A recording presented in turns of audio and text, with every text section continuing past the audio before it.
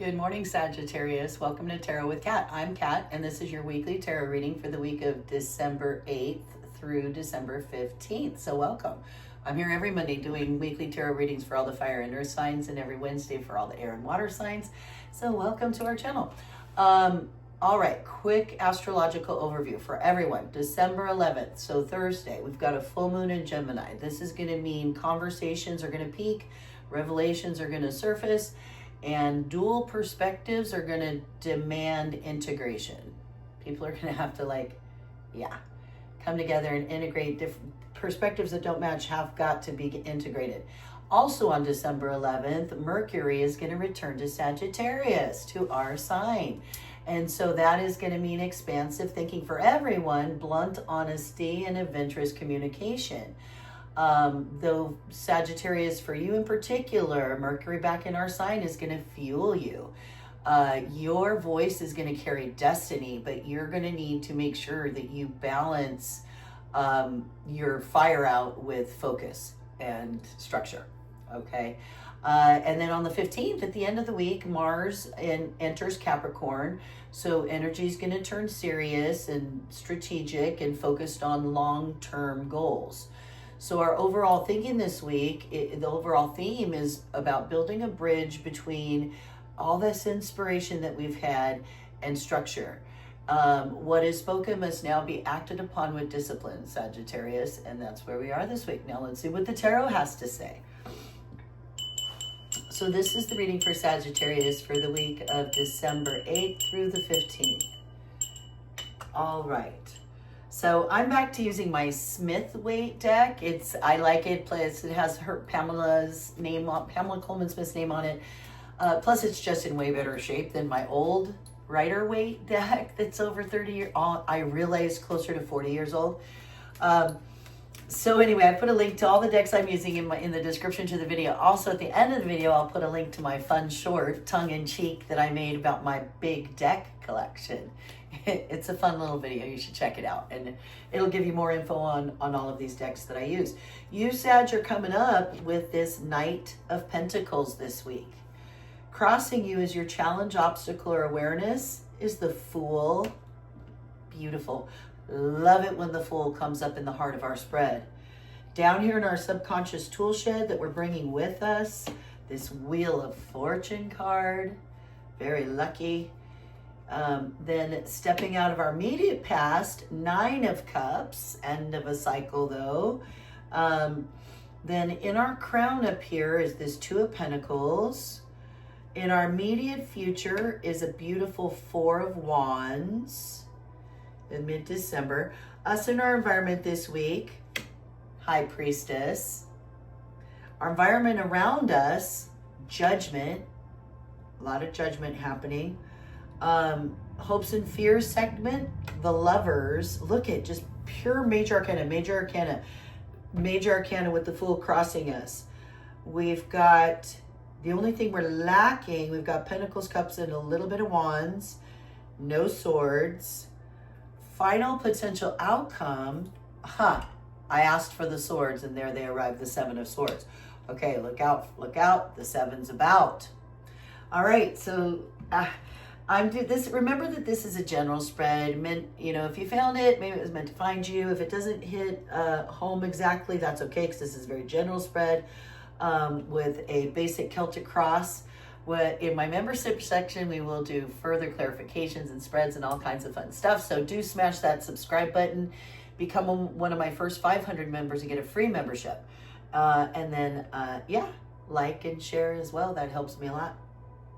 All right, we're going to pull one more card, and I have given up using not given up, but taking a break from using my holographic Rider-Waite deck, and instead I'm using the Arcanum, which is this really cool deck that has, I really like it because based off the traditional Rider-Waite illustration, so it's still really easy for me to understand. I love the illustrations, but it's meant to be read with reversals included. And so if you're learning the tarot, this is a fabulous deck to use. I highly recommend. And again, stick around to the end of this video and watch my short 2-minute big deck video. We're going to pull one more card from this Arcanum deck here to be our further clarification, confirmation. So far this week, they've all come up reversed. Last week, they all came up upright. And this week, they all came up reversed. So it's really interesting. All right, Sag, we're coming up this week with this Knight of Pentacles. So Pentacles have to do with health, wealth, finances, and the Knights are all about, they're the ones that push things forward and make it happen, win the war and go fight the battles and make forward. They're all about forward progress. The Knight of Pentacles, however, it's important to note that he is the most, he's standing still. He's stationary. He's the most cautious of all the Knights. He's not rushing in quickly. Okay, he's being cautious and careful about what he's doing. This Knight of Pentacles, and that's you. You have that Knight of Pentacles energy with this thing that you're trying to build and create for this new venture, because you're also being crossed by the Fool, as you're aware. You are the Fool again. You have ended a cycle. We'll talk about that when we get here to your immediate past, this 9.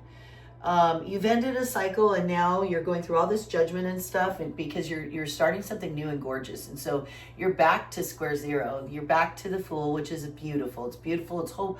It's also blind faith and just, yeah. So you're being crossed by that. So I think it's important that you continue to have faith and take that next step.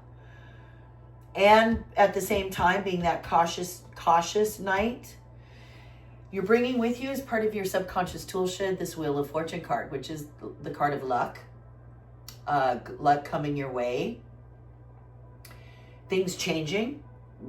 You know, just when you think things are going one thing, everything changes up. Things happen that you can't predict, and now your life is off on another direction. That's the Wheel of Fortune card, and we're bringing that with us as part of our subconscious tool shed. I feel like it's a card of like just going through a lot of things where just luck stepped in and fates and yeah, different words for it. Anyway, stepping out of our immediate past, Sag, we're coming out of the end of a cycle, which was pretty good. I mean, it's the 9 of Cups. It's satisfaction. He's sitting there. He's very satisfied. He's done well. He's, he's achieved things. He's happy. He's content. He's got what he's got, but it's a 9. It is a 9. So it is also the end of a cycle that we're stepping out of for something even better, even bigger, even better than the 9 of Cups is the thing. This week in your crown, Sag, is this 2 of Pentacles. And I think it goes with the Knight of Pentacles, being careful. He's juggling finances. He's juggling things, life and work and job and school and old job and new career, or transitioning to whatever. I mean, some of us are transitioning from one career to another. And you're doing that. You're juggling those things and trying to be very cautious this week. You got this 7 of Swords as your potential final outcomes. That's very cautionary. So I think this 2 of Pentacles is just you keeping a balance, keeping things balanced and listening. Again, there's a lot of water in the background, and that ship is just going up and down on these like turbulent waves. Things are going to feel turbulent for a while, like similar to that turbulent water with the Fool. When you step off that cliff into something new, you've got to do some. You're doing this. You're doing some juggling. That's what's in your crown this week. You're stepping into this gorgeous 4 of Wands, which is the card of home and hearth and family, stability, stable home. It can also be the card of weddings. So maybe somebody getting married or recently married, or maybe somebody starting a family or something like that mid-December, around December 15th. You and your environment this week, Sag, are feeling like the High Priestess. You're feeling the High Priestess. She's our second major arcana. No secrets are kept from her. She's pure creativity, pure intuition, all-knowing. She's all inspiration. Pure inspiration is the High Priestess. And again, all-knowing. There are no secrets from her. So she cuts right to the truth of all matters, and that's you. Your environment around you is exercise. There's all this judgment going on of things, and I think that's happening with a lot of people right now with this huge water trine and the things that are then being brought up, and then you have to judge them because they're being brought up for that purpose, for you to judge and say, okay, nope, it's obviously not working, cut it loose, or what you need, whatever you need to do. Or likewise, looking at the parts of your life that are saying this is right and good and pure and light, and we keep this and we put that in our light cup because we're all just trying to get back to the light. God, one another. Your beautiful hopes and fears section is this Lovers card, and I think it's hopes. You want that deep bonding connection with people. You want, and passion. It's got this volcano in the card. It's this, and it's a 6. It's our 6th major arcana, so it's very, very stable, very connecting with people on a deep level too. This Lovers card, not just romantically like that, but just deep connections with people on a deep level, kind of like what I hope to do here now with you all. I feel like that's what I'm kind of switching to a little bit career wise, is for a career that's going to allow me to connect with people, families, and education on a deeper soul level, because I think that's where we need to go. Anyway, I've shifted into speaking in the first person because I'm a Sag, and so this is my reading too, my general reading. It's my sun sign anyways. So yeah, we got the Lovers in our hopes and fears section. I think it's a hoping for that deep connection, deep connection and passion. We want passion, happiness, action in our lives. And then we followed it in final potential outcome is a 7 of Swords. So look out, the 7's about. This can be a card of thieving. He's sneaking off with 5 of the 7 swords. It often has to do with legal matters. If you're going to be signing things, signing contracts, make sure that you're having them looked over by an attorney. Don't, if you're doing something like I've had to take the time with some of my YouTube channels and things to do the footwork ahead of time to file the proper paperwork and the LLCs and legal work and all that good stuff. So just make sure you're covering all your bases with this 7 of Swords. It's going to be potentially about in the potential final outcome this year, end of December. I would love to have some clarification about that 7 of Swords that popped up on us. It seems clear we're at the end of a cycle that's been very satisfactory, but now we've had this beautiful luck, and we're balancing these out and stepping off a cliff into something beautiful and new. We're channeling our creativity and our intuition with this High Priestess. We've got probably beautiful family stuff going on. I know I do in Home and Hearth. I've had a couple recent weddings in the family. We're hoping for this loving connection, and we got to beware in our final outcome of this 7 of Swords. So let's find out what our final card is. And if it's reversed, so far, this is my 3rd reading of the week out of 12, and the first 2 were reversals. Let's see what we have. Another reversal, pessimism. And trust me, before this reading, before I start the video, I do a whole procedure where I turn thirds of the deck upside down, and then shuffle, then reverse. So it should be fully mixed with reversals and right side ups. But we got pessimism. It's the Sun, my favorite major arcana, the Sun, reversed, upside down. So pessimism, it could be negativity or being discouraged, the Sun reversed. A temporary setback may be casting a shadow. Focus on the positive. Conditions will improve.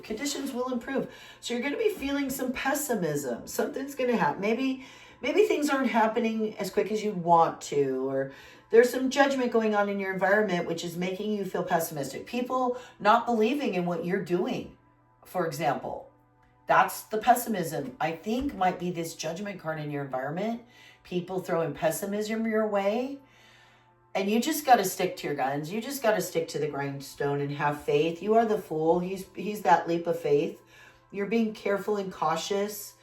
And so I feel like you're going to maybe have to deal with some pessimism this week. And you've got that. Just be careful. Don't believe that energy. All right. I I wish I had a better chunk of advice for you at this very second. When I open my membership section, we'll do extended reads. We will extend this read. I'm so dying to extend this read.